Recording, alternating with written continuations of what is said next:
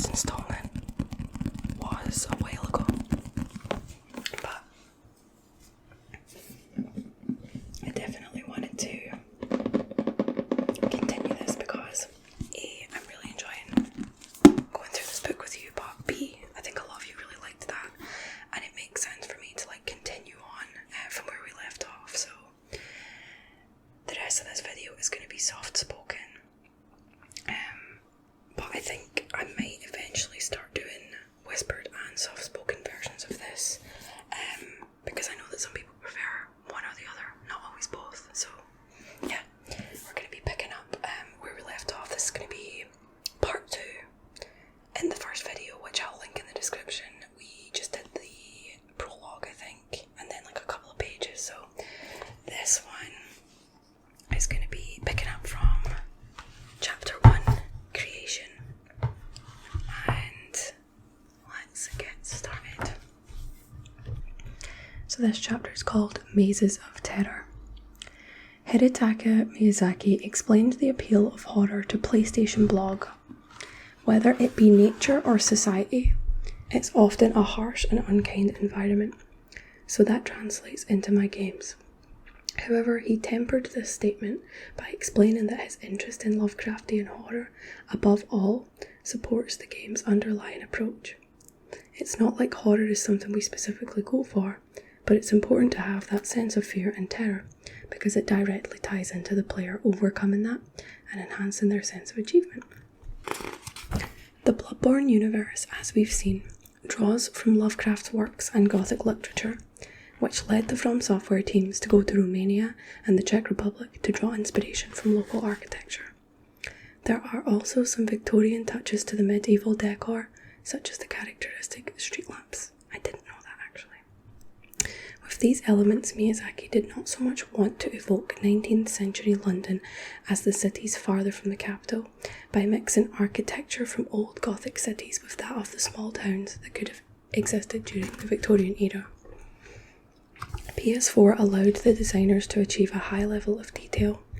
As lead programmer Jun Ito explained in the making of, I don't think the basic process for creating a game has changed much, but the memory storage and the number of CPU cores had much bigger increases during the transition from PS3 to PS4 versus the transition from PS2 to PS3. With his team of programmers, he focused on textures and the appearance of clothing. We spent a lot of CPU power on simulating fabric, so all our time and effort as programmers will be rewarded if players feel the world has a softness to it. The character's appearance is also directly tied to the Victorian era through a number of clothing details. While creating these designs, I thought about how to bring these hunters to life in different ways, through their unique expertise and personal preferences, explained artist Tetsu Takahashi in the making of, highlighting the importance of endowing each piece of the game with visual attributes that are both easily identifiable and coherent. To immerse players in the universe, the designers aimed to bring together the most successful exploration aspects of Demon Souls and Dark Souls. From the former, Bloodborne maintained the hub concept.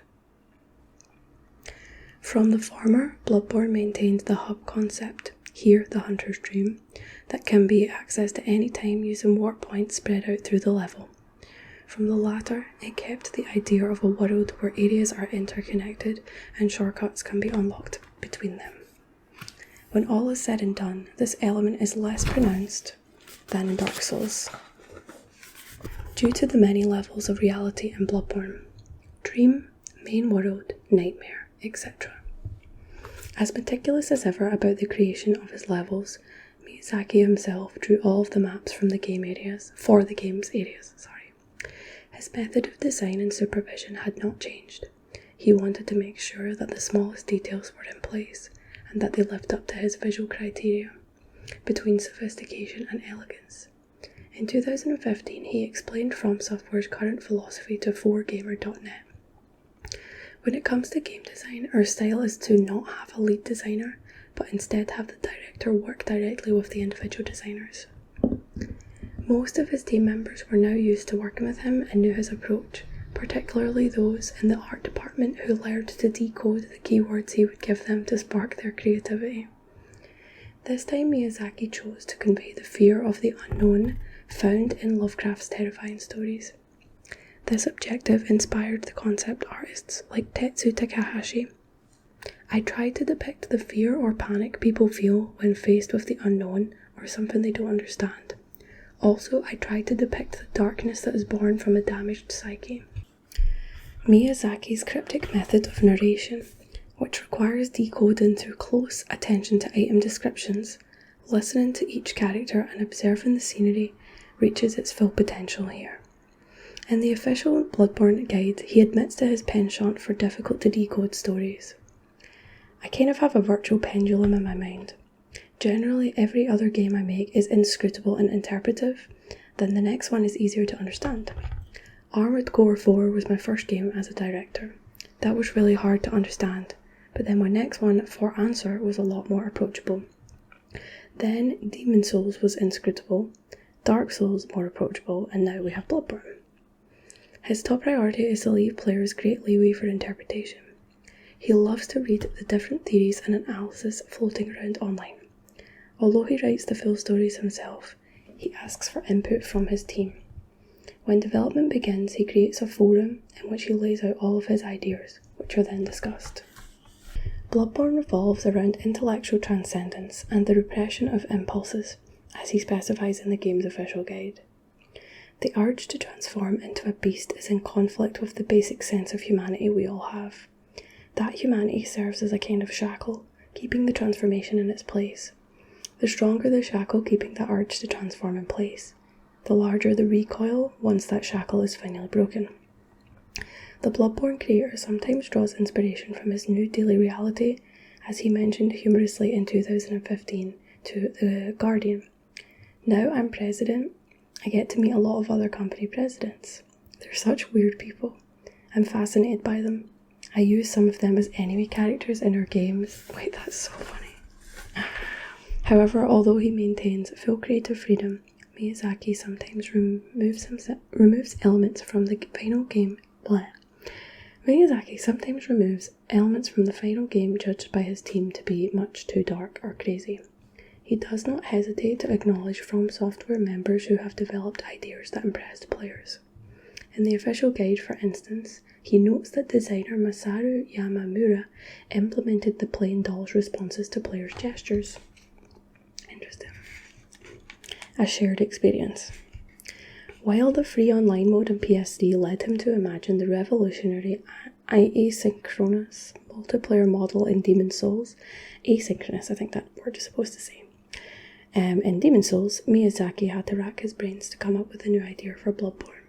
The online functionalities were certainly very similar to the Souls games. Messages on the ground left by other players, the ability to invade or be invaded, factions, etc. But the Chalice dungeons represent a noteworthy new addition. Inspired by PlayStation 4's Share Play feature, and by the increasing buzz among the Souls community, Miyazaki came up with a concept for these dungeons that can be randomly generated and shared among players. The goal is to give players the constant pleasure of rediscovering the game. With access to unlimited content, Miyazaki hopes that players will share as much information as possible and to help one another to complete the dungeons. For him, the idea was not so much to draw inspiration from roguelikes, with random dungeons as one of their traditional characteristics, but rather to encourage discussion between players.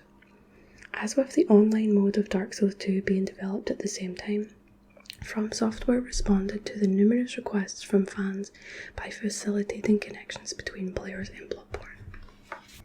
Victory and extensions. The final months of the design process were devoted to multiple test sessions to root out bugs, while an entire team worked to balance the level of difficulty.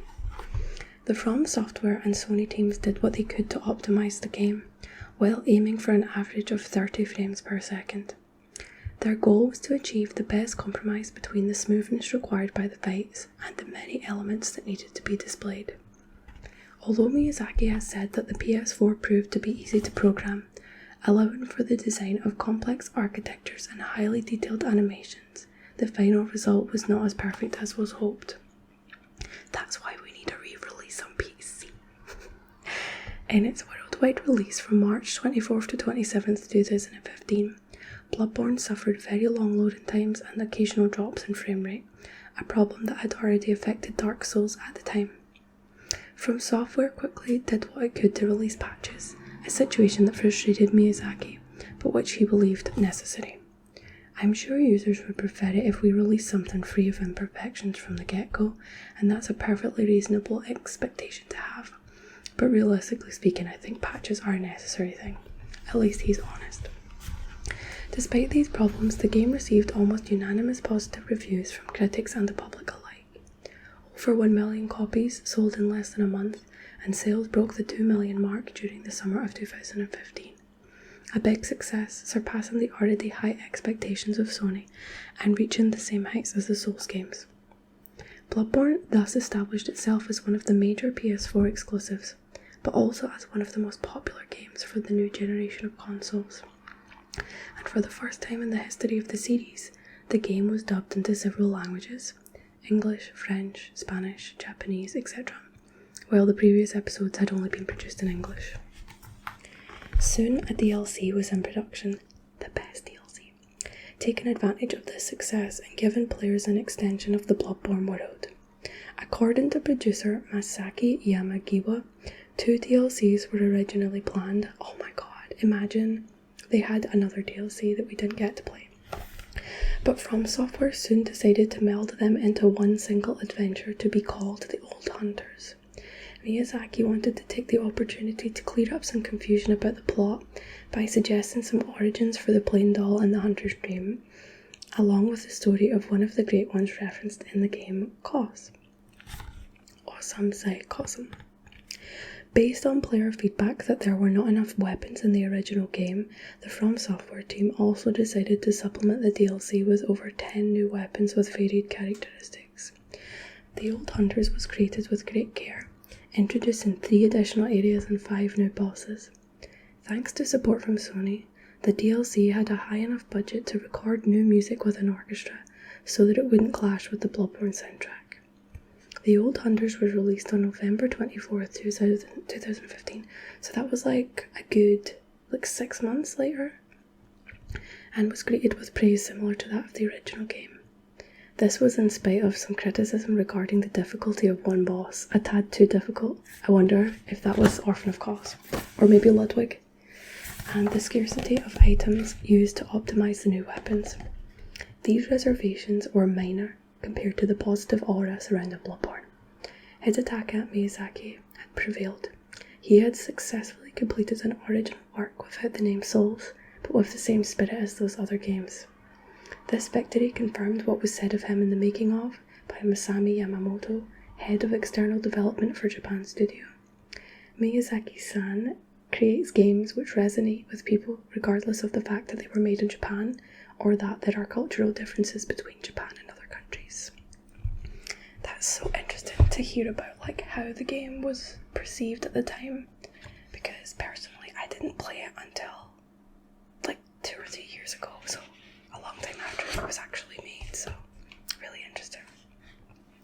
Okay, let's do some more. The next chapter is chapter 2, Universe. So I guess we're going to talk about the universe of the games.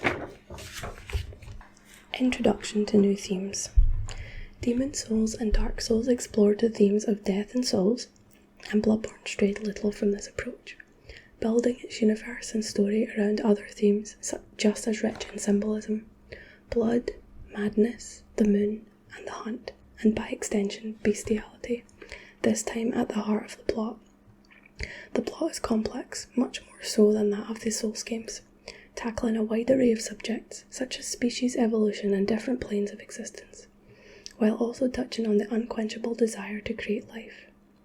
This complexity is heightened by the use of proper nouns with strange spellings, such as Bergenworth and, oh my god, I can never say this word, Tumeru, and above all by the lack of precision regarding many of these essential elements in the Bloodborne universe.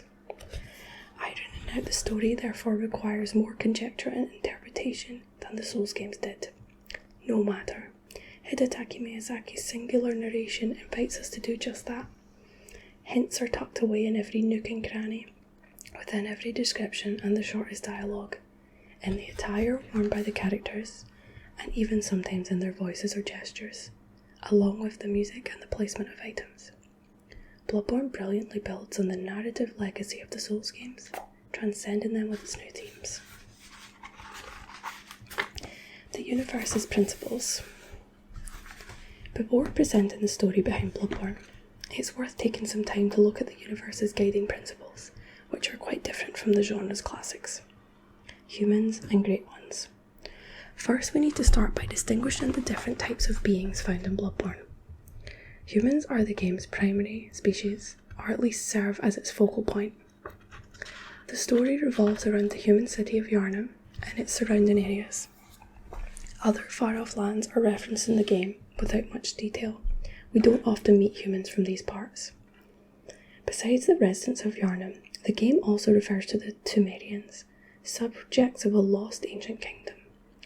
Vestiges of their mysterious civilization were discovered long ago within the labyrinths buried beneath Yharnam. Archaeological research has shown that the Temerians possess strange powers derived from divine entities known as the Great Ones. The Great Ones are Bloodborne's gods, or at least are viewed as such by humans, who are fascinated by the immortality and power of these mysterious superior beings. Their occult power is difficult and dangerous to wield. Anyone who comes into contact with it for too long will lose their mind. The Great Ones are scornful of humans, but envy them for their fertility. Any child born to a Great One is stillborn. There are actually several species of Great Ones, some of whom are met by the player. For instance, the amygdalas are a relatively common type of Great One. Their shape is unusual, that of a giant spider crossed with an anthropomorphic skeleton. These beings live in another plane of existence, which generally remains invisible and inaccessible. However, this unseen dimension interferes with that of the humans on rare occasions. When the moon turns red, an event we will discuss in further detail. Other Great Ones appear to be unique individuals through their shape or habits, such as the Moon Presence, Kos, or Formless Odin. Who's the Formless Odin? Is that somebody from the Chalices? I can't say I've played much of the Chalices yet. I want to do a platinum run of the game though, so. Planes of existence. There are several different planes of existence in the Bloodborne universe. Although most of these planes remain independent, some intertwine at times, leading to unexpected apparitions or changes in the mental or physical state of the residents in one of these planes. For example, as we noted above, the red blood moon reveals the many amygdalas. They can be found peacefully perched atop the buildings around the city of Yharnam. When players accrue more than 40 insight points, they can see these monstrosities squatting on the city's roofs long before the blood moon appears. This detail proves that the other plane exists, invisible to most mortals. There are other planes of existence, such as the cosmos. Several Great Ones draw some of their powers from the cosmos, or even originate there. Ebritas, for instance, is known as the Daughter of the Cosmos. When the One Reborn boss appears, summoned by the bells rung by the magicians from the ramparts, we can quickly spot a nebula with a starry backdrop. According to the descriptions of the choir bell, that projects an arcane sound across planes of existence. It is possible to establish communication with these planes using carillons. We can call other players, invade them, or as in the example of the One Reborn, summon a superior being. We will note a final distinct type of plane of existence, that of dreams and nightmares, where the most powerful Great Ones live. Dreams and nightmares. There are levels that take place within dreams and nightmares, where some universal laws from the real world seem not to apply. The Hunter's Dream, the Hunter's Nightmare, and the Old Hunter's DLC, and the Nightmare of Mensis are the three known dream or nightmare-like locations in Bloodborne. In these twisted phantasmagorical reflections of previously visited locations, the normal laws of physics apply so that players can explore them like other real worlds. Yet some details remind us that this is a dream world. For example, once the area's boss has been defeated, the normal prey slaughtered is replaced by nightmare slain. Why did I never, clock on to that? That's interesting. Furthermore, dreams do not contain the chronological indications of the game's main quest.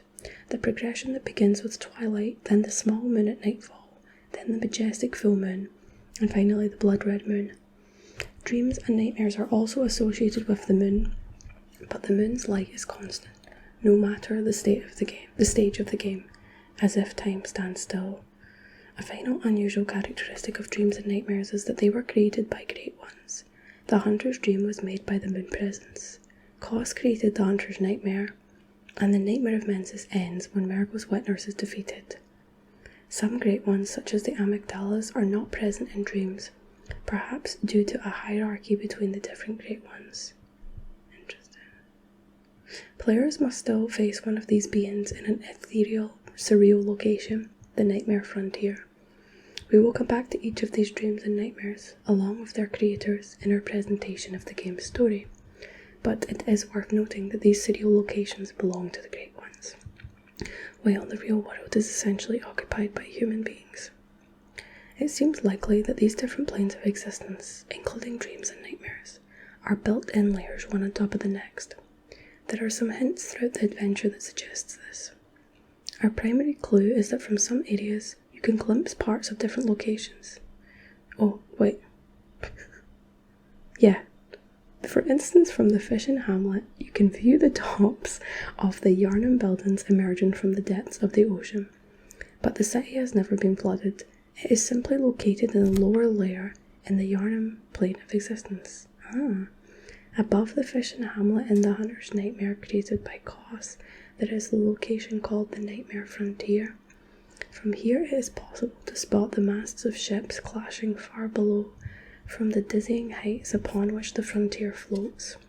Of course, these are the ships from the fishing hamlet.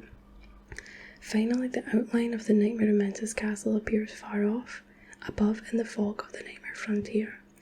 This vertical structure is more obvious when sounds are heard, deeply disturbing certain residents of these worlds. And then it says, there's a footnote, it says, in certain conditions it is possible to hear a baby's cries. We'll come back to this detail later. The noise made by a neighbour directly above or below will be much more noticeable and irritating in the long term than a far-off racket. Blood and insight. Before diving headfirst into the fascinating Bloodborne universe, there are a couple of final concepts to cover. Blood and insight. Humans use blood or insight to attain the Eldritch Truth, a superior stage in their evolution, equivalent to that of the Thumerians. However, blood and insight have opposing properties. Blood stirs up beasthood and, by extension, physical power and skill, while insight inflames the spirit and knowledge, thus intellectual abilities. When a human takes on too much blood, their level of insight goes down, and they transform into a blood-starved beast. On the other hand, gaining too much insight brings them to the status of a lumenwood or a celestial, similar to the occult power of the Great Ones, which unfortunately may lead to madness. Humans must be moderate in their consumption of blood and insight. However, many have tried to attain the power of the Great Ones, and players will cross swords with a number of the resulting beasts and celestials through the adventure. Okay, after that part, we kind of move on to the next section, so I think I should call it there. Oh my god, my nose is so itchy. I hope you enjoyed listening to part two of Beyond the Grave. As you can tell, we are still focusing on the Bloodborne story. The next part will be Dark Souls 3 when we finish the Bloodborne story. So, yes, keep an eye out for part 3 sometime soon. Let me know if you enjoyed that. It's so interesting to find out more about the lore, because personally, I don't always pick up all that much about the lore in the story itself, just because